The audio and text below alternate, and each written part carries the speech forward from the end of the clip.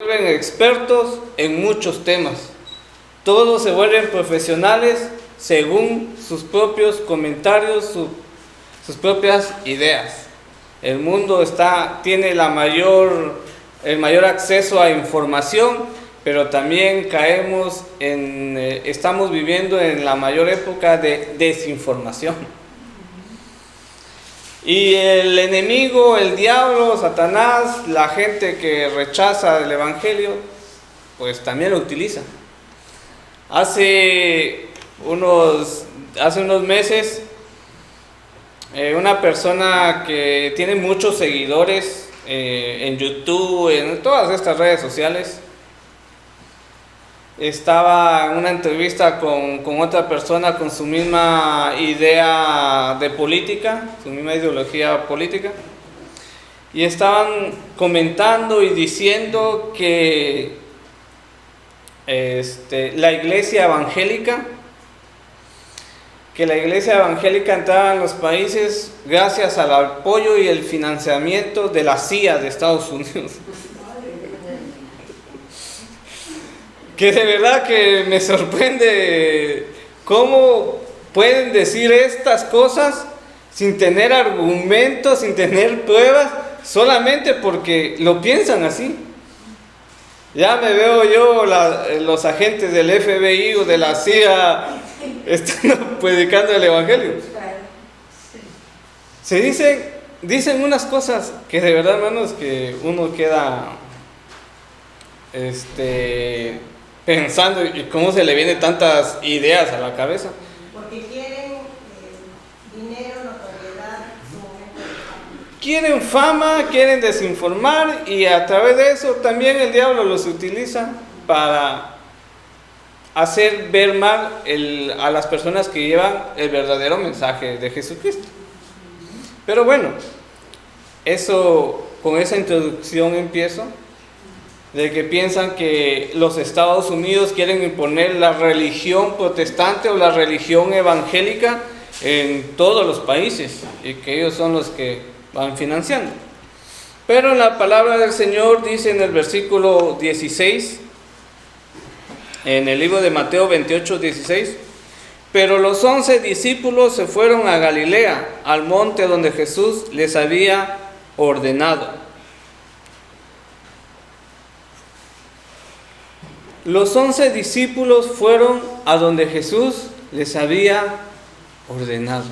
Desde ahí empezamos viendo que los discípulos eran obedientes a los mandatos, a la palabra, a las órdenes que Cristo daba. Este hecho pasó ya después de la muerte, ya después de la resurrección, cuando Jesucristo se muestra a sus discípulos. Es una de las últimas escenas de Cristo aquí en la tierra, ya resucitado. Les dice: vayan a Galilea. No dice qué monte, pero sí en Galilea. Fueron los discípulos. Se cree que hubieron más de los 11, porque en muchos textos bíblicos aparece que fueron más de 500 testigos de la resurrección de Cristo. Entonces la mayoría considera que habían más discípulos en ese monte, esperando a tener esa reunión con Jesús. Hermanos, los discípulos tenían una de las reuniones más importantes de su vida.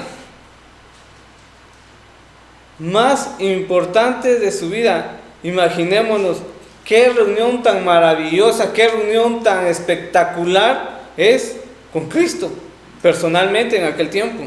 Físicamente Cristo corporalmente estaba allí, y les dice: vayan y yo voy a tener una reunión con ustedes. Entonces, hermanos, vemos que los discípulos fueron obedientes y le adoraron al Señor, adoraron a Cristo resucitado. Dice la segunda parte del versículo 17: pero algunos dudaban. Todavía no podían creer que Jesús había resucitado. Y hermanos, cuando Cristo le aparece a este apóstol, ¿me ayudan? A Tomás, que también dudaba. Pero Cristo ya lo había prometido, Cristo ya lo había dicho, Cristo ya lo había anunciado antes de su muerte. Cristo ya había dicho que iba a morir, que iba a resucitar. Y muchos no le creyeron. Muchos cayeron en una desesperación, en una angustia, en un miedo, que cuando detuvieron a nuestro Señor Jesucristo, se esparcieron, huyeron, lo negaron. Aún Pedro, que era el más valiente, que no, yo no te voy a negar y que me voy a contigo hasta la muerte, pues lo negó. ¿Por qué? Porque el ser humano, muchas veces en nuestra humanidad, hermanos, nosotros tenemos miedo. Nosotros tenemos miedo. No sé si les ha pasado que en algún momento de que nosotros tenemos que defender los principios bíblicos, un momento donde nosotros tenemos que hablar con claridad acerca de la palabra de Dios, nos entra un poco de temor, nos entra como que pena, vergüenza, miedo. Pero hermanos, lo importante es que cuando Jesús resucita, busca a sus discípulos. Y ahora en este punto les dice, vayan a tal lugar que vamos a tener una reunión. Y vaya reunión, hermanos. Y vaya reunión, porque les va a dar unas instrucciones, unas ordenanzas que tenían que cumplirlas, y que a través de toda la historia, la iglesia, nosotros también tenemos que cumplirla. Este mismo texto, hermanos, de que Jesús se reunió con sus discípulos, aparece en el libro de Marcos, capítulo 16, versículos 15 y 18. También el apóstol Pablo le escribe a los hermanos que estaban en la iglesia de Corinto, en el 15:6. Pablo menciona que Cristo apareció y que le habló a más de 500 discípulos. Entonces, hermanos, esto es un hecho histórico claro y una evidencia de la resurrección de Jesucristo, y de que también en ese momento les está dando una orden a todo aquel que vaya a ser su discípulo. Y una de las primeras cosas que hacen es adorarle. Y aquellos que tenían duda al verle, me imagino que se le terminaron las dudas. Ahora el versículo 18 dice el versículo 18: y Jesús se acercó y les habló diciendo: toda potestad me es dada en el cielo y en la tierra. ¿Cómo podemos resumir esto de toda potestad me es dada en los cielos y en la tierra? Jesús tiene la autoridad soberana sobre todo, sobre toda la creación, absolutamente toda la creación. Y esto nos incluye, hermanos. Esto nos incluye. Jesucristo es la autoridad como cabeza de la nueva creación. Desde su muerte y resurrección tenía toda la autoridad para dar vida eterna a todos aquellos que se arrepienten y creen como su Señor y Salvador, todos aquellos que someten su vida al señorío de Cristo.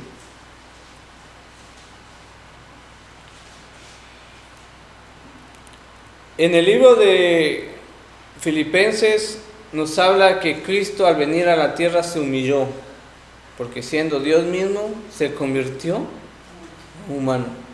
Pasó frío como los humanos, quizás tuvo hambre como los humanos, sudó como los humanos, siendo Dios mismo.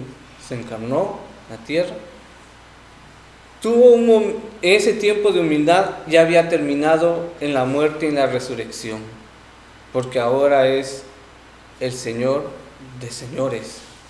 Cuando Cristo vino como siervo, hermanos, como el Cordero de Dios que fue crucificado, y cuando Cristo va a volver, ya no va a volver como el Cordero, va a volver como el Príncipe de paz. el Rey de Reyes, que ya lo es, pero va a venir a ejercer su autoridad sobre toda la tierra. Ya lo ejerce, claro que ya lo ejerce, pero va a venir físicamente a ejercerlo, hermanos. Entonces, entendemos que Cristo tiene la autoridad absoluta. Dice el versículo 19, como tiene una secuencia, hermano, todo tiene una secuencia en la Biblia que debemos de leer de manera, cuando queremos entender algún pasaje bíblico, tenemos que leer el contexto anterior y el contexto que tenemos después. Si Cristo tiene la autoridad, Él puede poner sus mandamientos, Él puede comisionar, Él puede decir qué van a hacer, porque tiene la autoridad ilimitada. Y dice el versículo 19, por tanto, id y haced discípulos a todas las naciones. Es un verbo imperativo, no está preguntando si quieren.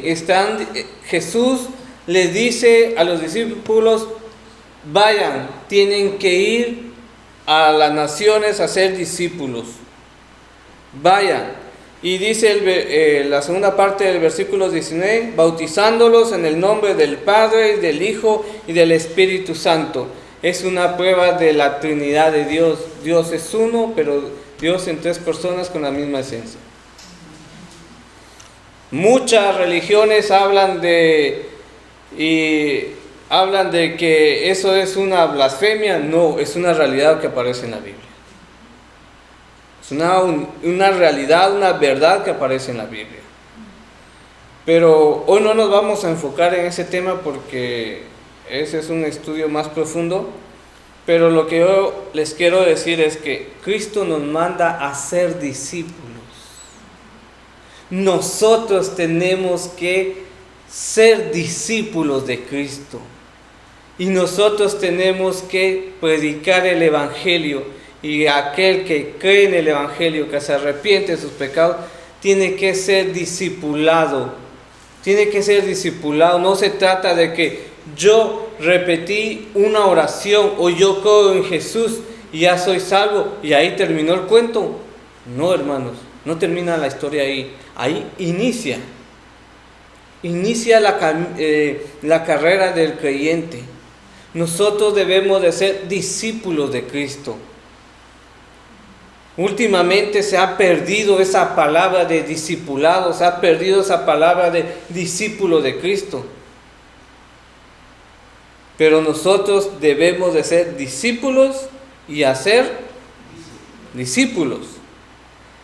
Y entre el discipulado viene otro mandamiento, porque ahí encontramos que un mandamiento es de ir y hacer discípulos. ¿A dónde? Solo ahí donde era Jerusalén, le dijo Jesús a sus apóstoles. No. Dice a todas las naciones, bautizándolos en el nombre del Padre, del Hijo y del Espíritu Santo. Estaba viendo unos vídeos acerca de cómo está el cristianismo a nivel mundial. El cristianismo está avanzando y avanzando y avanzando y avanzando. La persecución en el continente africano no detiene el Evangelio, sigue. En el continente asiático se cree que China, no es una verdad, se cree, es una posibilidad, que China sea en unos años el país con más creyentes del mundo. Tiene un porcentaje alto de creyentes. Donde está prohibida la reunión, hermanos, donde está prohibida la adoración pública, donde está prohibida la Biblia correcta, porque el gobierno chino, sí, aquí hay libertad religiosa, pero la Biblia yo la reviso y yo digo qué dice y qué no dice. Pero los verdaderos creyentes tienen la verdadera palabra de Dios y no se van a someter a lo que diga un hombre, sino se van a someter a la palabra del Señor. Asia, Corea del Sur. Corea del Sur es un país donde el verdadero cristianismo está creciendo hace muchos años. Japón también. Malasia, en el continente de Oceanía, igual, Australia, Nueva Zelanda y todos estos países pequeños. Yo miraba estadísticas y yo no sabía, muchos países que tienen población, son de población pequeñas, pero el porcentaje de 80% de creyentes evangélicos. Nosotros no predicamos una religión, predicamos a Cristo, pero predicamos la verdad conforme a la Biblia. Y tienen unas estadísticas en unos países de Oceanía, hermanos, que no recuerdo el nombre exacto, pero quedé sorprendido. América, un dato, porque muchos, como culturalmente se conoce, América piensa que es Estados Unidos. No, América empieza desde Canadá y termina en Argentina. Pero América, hermanos, también tiene ese crecimiento. Tiene ese crecimiento. Los jóvenes se creen que aquí en España también están en búsqueda de esa fe. Se han cansado de todo lo que el mundo les ofrece, que no tienen ni dirección, ni idea, ni nada. Tienen los países europeos, los países desarrollados, los que se dicen culturalmente, socialmente, políticamente de primer mundo, tienen todo lo material posible, pero son las tasas de problemas psicológicos más altos. Tienen todo y tienen las tasas de suicidio, de los suicidios más altos. Tienen todo. Los chicos tienen todo. Los niños tienen todos los juguetes que quieran tener. Comen todo lo que quieran comer. Pero hermanos, hay algo que el ser humano no tiene, es a Cristo. Y por eso quieren más adicción, quieren más cosas. Pero cuando encontramos a Cristo, los chicos de España están buscando más acerca de quién es Jesús. Y es nuestra oportunidad de evangelizar, hermanos. Entonces, se los digo porque es para todas las naciones. Para todas las naciones, hermanos. El predicar el evangelio, el hacer discípulos, el bautizar, es para todas las naciones. Europa. Estuvimos en un congreso de hace aproximadamente un mes de las iglesias de Fieide. Vino un hermano de las iglesias cristianas evangélicas de Alemania. Él nos explicó, nos contó, nos animó y nos dio a entender cómo está creciendo la iglesia también en Alemania. Es un tiempo donde el evangelio está creciendo, donde hay mucha persecución, sí, va a venir persecución seguro. Los políticos van a querer callarnos seguro. Muchos medios de comunicación van a hablar mal, seguro. Nuestros familiares nos van a detestar en algún momento, seguro, porque hemos cambiado la tradición por la verdad. Y hay que hacer misiones urbanas. Hay que hacer misiones en el área rural, en el área urbana, en todo, porque todos necesitan escuchar el mensaje de salvación. Y dice, bautizándolo, o sea que hay que discipular y hay que bautizar. El bautismo es una ordenanza, es un mandamiento que nuestro Señor Jesucristo está poniendo aquí, nos lo deja Cristo. ¿Y qué debemos de hacer? Debe de brotar de nosotros por amor al Señor. Porque tenemos vida nueva, porque tenemos una esperanza, porque tenemos nuestra salvación en Cristo, porque queremos dar testimonio públicamente que hemos muerto a nuestra vida de delitos y pecados y que ahora tenemos una nueva vida en Cristo Jesús. Dice el versículo 20, enseñándoles que guarden todas las cosas que os he mandado. Aquí encontramos otro mandamiento del Señor, que no solo se trata de discipular, no solo se trata de bautizar, sino de guardar, de vivir la palabra del Señor. Nosotros tenemos que compartir la palabra, ayudar a los nuevos convertidos a enseñarle la palabra de verdad. Porque cuando uno Uno es salvo por pura gracia y misericordia del Señor. Y todos quizá lo hemos experimentado cuando somos nuevos en esta nueva vida. Venimos y tomamos la Biblia y a veces no entendemos muchas cosas. Pero para eso Dios ha preparado y para eso estamos los hermanos que ya hemos tenido una carrera. Ya hemos tenido unos añitos ahí de estudiar. Y todos debemos de prepararnos porque todos podemos ser útiles, hermanos. Todos. Entonces dice el versículo 20, enseñándoles a que guarden todas las cosas que os he mandado. Y he aquí, yo estoy con vosotros todos los días hasta el fin del mundo. Era una esperanza para los apóstoles. Hermanos, si nos ponemos en los pies, en los zapatos de estos 11 apóstoles, y les voy a poner un ejemplo. A mi hermano Pedro, le digo yo, Pedro, el Señor te ha mandado a la India. Aunque hay mucho cristianismo en la India. Un país más difícil, Corea del Norte. Hermano Pedro te dice a Corea del Norte, allá hay otro hermano que habla español y te va a traducir, tú te vas a ir de misionero por allá. ¿Cómo quedaríamos nosotros que conocemos al hermano Pedro? ¿Cómo quedaría el hermano Pedro? Y así era, así fue. Jesús les dijo a sus discípulos, vayan a todas las naciones. Él nos explicó, nuestro hermano nos explicó desde Jerusalén, Judea, Samaria y hasta el último de la tierra. Pero hay una esperanza, hay una promesa que Él no los va a mandar solos, porque dice, y he aquí yo estoy con vosotros todos los días hasta el fin del mundo. Una esperanza, hermanos.